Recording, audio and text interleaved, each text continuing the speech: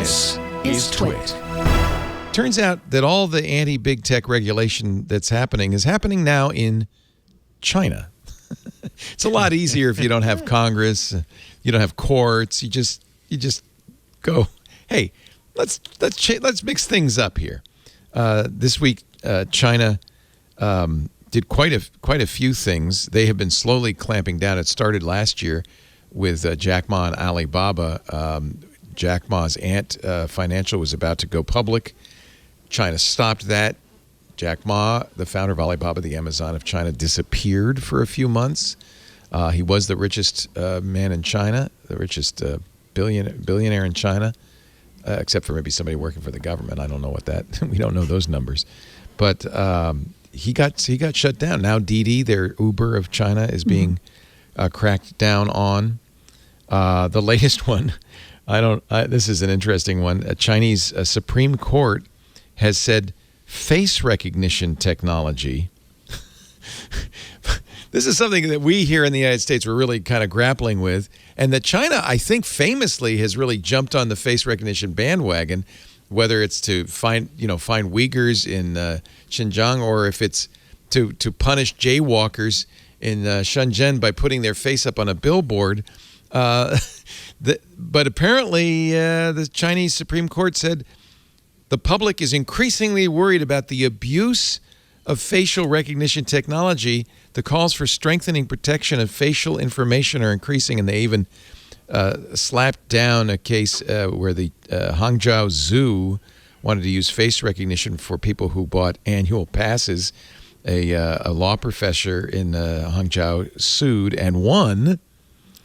Now, I imagine they're not cutting back in any way in the governmental use of no, China's kind of like Big Brother, not just in the 1984 sense, saying like we're going to spy on our citizens, but in the Big Brother saying, oh, you don't get to beat up my sibling, only I get to beat up my sibling. I'm the Big Brother here. Here's a picture from the Washington Post of a Chinese Beijing subway station with, how many cameras do you see?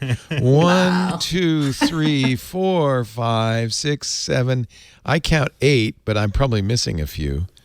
Holy cow. I mean, yeah. I remember China was fine with all the innovation. China loved the fact that you've got companies that are bringing in a lot of money.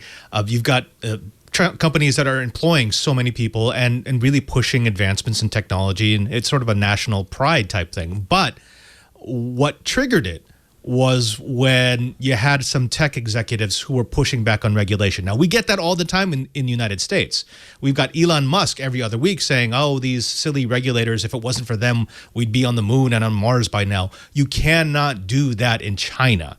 Right. Insulting the regulations of a government in China is the same thing as insulting the government. You can't do that. Right. And they will put you back in their place, in your place, which is you are at the behest of the state. You are allowed to exist by the state. You are never bigger than the state. I have two different takes, and I'm curious what you all think of these, about why this is happening now in China. This is Jessica Lesson writing in The Information yesterday. I love her headline. What the heck is going on in China? She has a theory that she says, I've been wondering for a while. I finally got an answer during one of our morning editor huddles this week. Shai Oster, who's a longtime Hong Kong bureau chief, said to really understand what's going on, you have to look ahead to the end of next year. That's when Xi Jinping, who is the current president for life of China, will be going in front of the National Congress to extend his term as president for another 5 years, which would make it the longest since Chairman Mao. She says, her Hong Kong bureau chief says, ahead of that, regulators and bureaucrats are trying to dust up their credentials and curry his favor. I don't know if I agree with that. Let's compare that to another take. This is from a guy named Noah Smith, whose blog is great. It's called No Opinion. Why China is smashing its tech industry. And he says something I think is kind of provocative. He said they're not smashing all of their tech industry. Huawei is doing great. China is investing massive amounts into their chip manufacture infrastructure. He says what China's really cracking down on is rent-seeking consumer tech companies. He said companies like Alibaba, Tencent, Didi are not really adding value to the Chinese economy. They're capitalizing on the Chinese economy, much like our own Facebook or Amazon are doing. And he says, and I think it's an interesting take. I don't know how informed it is, but he says this is actually the Chinese government's refocusing its investment towards hard tech instead of consumer tech. That's kind of your beat, Carolina. Does that make sense? Yeah, I really agree with that. And I would take it a step further, saying that not only, if you're looking at Didi and Alibaba don't help the economy, especially internationally, but they also are empowering, if you like, consumers to form views that might not align with the government. Well, that's another big side of it. Yeah, it's a place where you can put pictures of Winnie the Pooh. Absolutely. And I think that, if you're thinking about internationally, they're going to have way more power by controlling supply chain of chipset, by controlling and winning AI. And think about the ramification of, we were just talking about face recognition, about ethics in AI. And what power you can or cannot have if you establish what the benchmark for ethics in AI can be. So I do think that kind of doubling down on what are the essential components of the future of tech, so cloud, AI, and semiconductor, is absolutely a smart move from the Chinese government. Yeah, by the way, Noah Smith is an economist, a professor of PhD in economy, so he maybe does have some standing to talk about this. I think I really like this take, but I'm ill-informed. But from a kind of a bystander point of view, it makes a lot of sense. He says, in America, technology was initially funded and went forward because of defense. After World War II, we invested heavily in DARPA, the National Science Foundation. He says many of America's most successful private sector tech industries are in some way a spin-off of these defense-related efforts. But after the Cold War, our priorities shifted from survival to enjoyment. And so leisure and consumption companies like Amazon and Facebook became the center of what Americans thought of as tech. But China never really shifted out of that survival mode.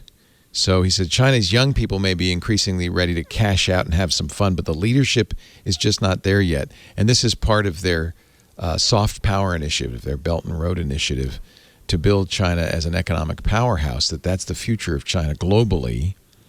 That makes a lot of sense to me, actually. It's also you can see that in looking at the companies. Go ahead, Wesley first, and then Father Robert. Sorry, no, it's late. Okay. I was going to say that the other side of the coin is not just China is having less control over these companies, and so they're less valuable because they're serving the citizens. But more on the other side is that as these internet, quote unquote, internet companies branch off and expand to other countries, that those countries are having more of an influence on the shaping of those companies themselves. By saying, worry about data privacy, you must house your data here, and you must conform to these different laws and standards that are just pulling them away from their China center and their base over to more of a global type of atmosphere, which is generally more Western in terms of thought for that type of approach to technology. And so like what happened to Jack Ma is like he's starting to have these more worldly thoughts and views that may not help the Chinese government, but also might seem like it's going counter and saying that they represent the country. And as these companies are being shaped by the global influence, they're not representing China at all. And so that is also like they're being sullied and kind of like has a state on them. So when you heard about the Trump administration going after TikTok, the Chinese government wasn't really all up in arms about it. But when you hear about Huawei, that was a bigger deal because of it was something that was uniquely Chinese, and their influence around the world was more of a dependent on our hardware, our networking equipment, and it allows other countries to be dependent on China as opposed to the other way around. Yeah, in fact, I think a lot of these companies are cracking down on, like Didi and Tencent have many investors outside of China, SoftBank and others, and so Apple is an investor in Didi, actually. Yeah. So it's a lot easier to clamp down on these companies, and maybe you don't really want these companies to exert Western influence over China, so you want to kind of truncate their capabilities. Very interesting.